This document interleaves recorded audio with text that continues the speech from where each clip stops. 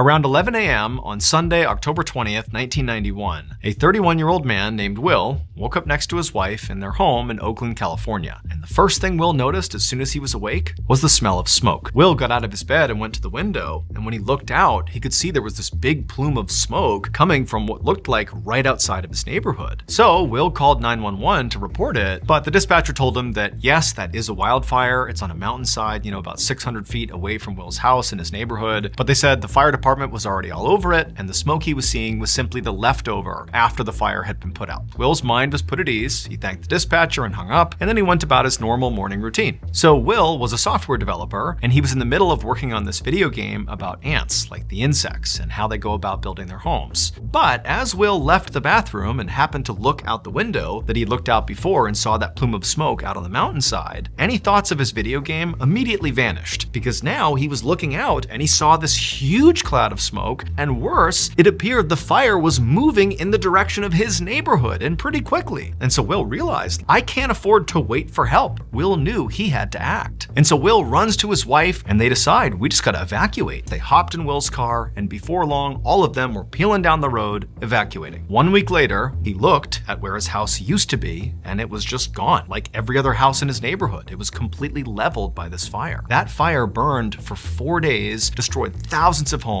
including basically Will's entire neighborhood, and it killed 25 people. And as he stood there surveying the area, he looked down and he saw ants. Now remember, he was developing this video game about ants, and so had done tons of research about ants. And he saw these ants that definitely were destroyed by this fire as much as the people were. And what they were doing was gathering supplies and rebuilding brick by brick. That's what they were doing. That's what ants do. They simply go forward and rebuild, no matter the tragedy. And this gave Will an idea. 9 years later, Will finally released his video game. But it was not the game he had been developing, the one about ants. Instead, it was inspired by the ants he saw marching through the rubble after this horrible fire. In this game he made, you could create characters like avatars who could live entire digital lives, complete with homes and neighbors and spouses and kids and friends, like it really was an actual universe in this game. But this game is not set in a perfect fantasy world. Instead, the universe that these characters live inside of is meant to mimic the real world that we live in, where tragedies can strike, and often do, sort of unpredictably. And so in this game, characters periodically would just have horrible things happen to them, and they would have to rebuild. Will's game wound up being a massive success, selling tens of millions of copies worldwide, and today, hundreds of thousands, maybe even millions of people still play it. Will's full name was Will Wright,